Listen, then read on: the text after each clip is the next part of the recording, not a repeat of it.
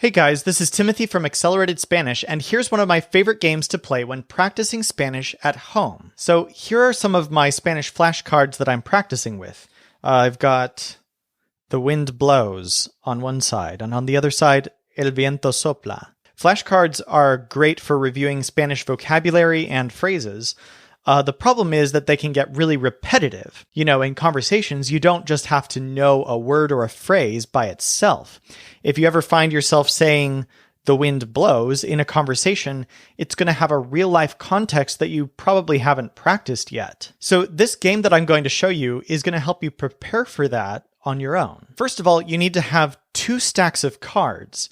One of them is the Spanish flashcards that you're practicing with, specifically the ones that are due to review today, if you're using like a spaced repetition flashcard system.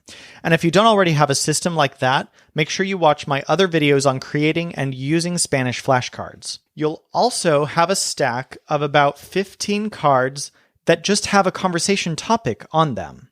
So like, here's my group of friends when I was at school. And then here is strange things about the people I work with. Then here's the weirdest person I call a friend. You can find a list of suggested conversation topics back at my blog, which I've linked in the description of this video. Anyway, here's what you do. You shuffle both of the stacks of cards. So like, here's my list of topics. I'm just going to shuffle it. And then you draw one of the cards at random. Then what you do is you set that in front of you for the rest of the game and the rest of the time that you're reviewing your flashcards today.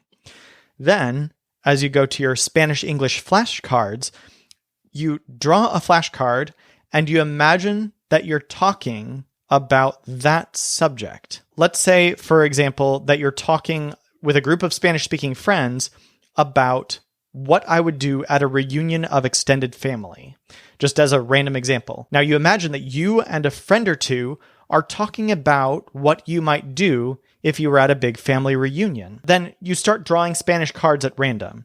So here I've drawn a hot air balloon. How would I fit that into a conversation about a family reunion? I might say something like, Nunca he tenido una reunión de mi familia que tenía un globo aerostático. Something really simple, a way to integrate it into a conversation. But what it does is it forces you to take the word that you're drawing, or the phrase that you're drawing in this case, and working it into the conversation and into a real sentence. And as you can see, this is challenging, but it's challenging in almost exactly the same way that it would be challenging in real life. Your flashcards already have a bunch of words and phrases that you want to be able to use in real life contexts. So this game is all about practicing using them as if you're in a real life context. Now, what I just showed you is level 1 of the game. Level 2 of the game is you draw 2 cards at the same time. For example, I just drew I bet that, which is apuesto que, and then with each other. That's pretty easy. I would just say something like apuesto que mis primos hablarían consigo. Something simple like that. Let's try a harder one. Oh, to be in on it, estar en él. And he isn't cooperating. Se niega a cooperar. Let's see. How could I put those two together? You can see that this is a bit challenging, and I have not rehearsed this. So, to be in on it, estar en él y se niega a cooperar. Me imagino que unos primos y yo estamos jugando a un juego y quiero que una de mis primas esté en él, pero se niega a cooperar. Okay, that's a bit of a stretch, but again, it forces me to come up with a very strange sentence that I otherwise wouldn't have rehearsed, and kind of at random, just like in a real conversation. Now, as you do this, make sure that you're following all the other important advice on using Spanish flashcards that I've given in the first video in this series, such as saying the sentences out loud and keeping the ones that you have trouble with ready to be reviewed soon. So, for example, if I had trouble remembering how to say estar en él, I would probably queue this up for review sooner in my spaced repetition system. Also, when you're doing this game, you're going to come up with some really strange and creative sentences.